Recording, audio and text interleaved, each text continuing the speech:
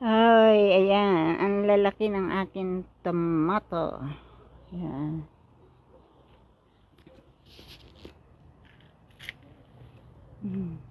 Ang daming bunga.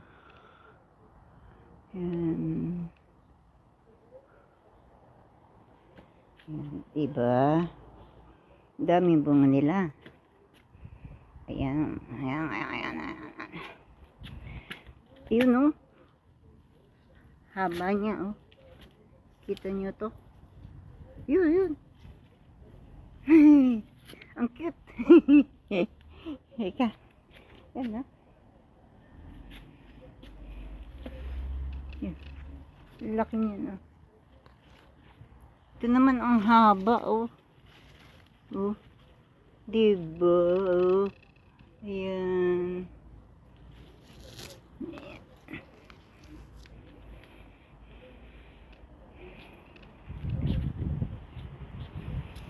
Ayan pa.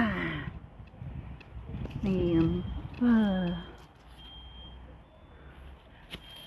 Diba dami?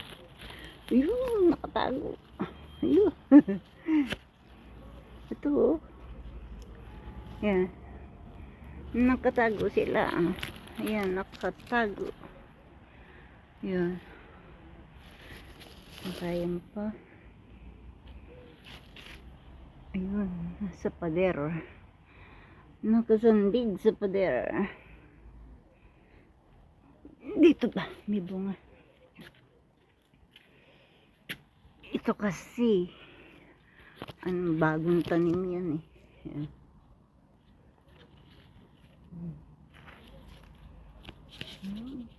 Ayun, sa ilalim.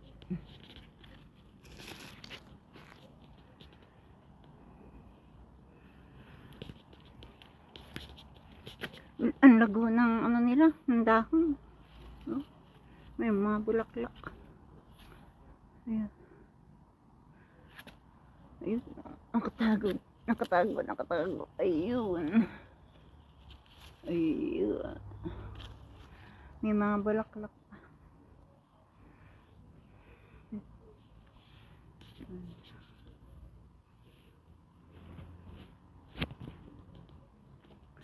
Ito bata pa to eh. Tumaas sila ng ganda ng puno nila. Lusog, oh.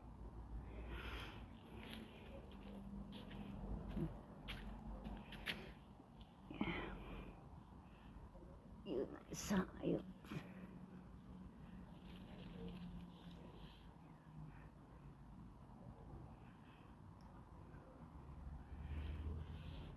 Marami ng ano. Ayan. Kasi ano eh. Nasa lupa sila, oh. Ayan, nasa gilid ng aming kitchen. Yan ang kitchen namin. Ayan, ang bintana. Oh. Next year, tatamnang ko ulit ito. Pero kasi, ano na eh, taglamig na. Inaantay ko na lang mahinog ang mga kamatis, simbunga. At pipitasin ko. Diba?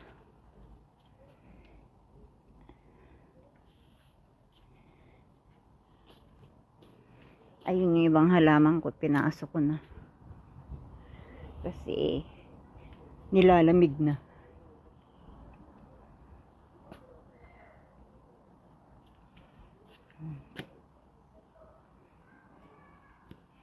Ayun naman yung aking, ano, lettuce.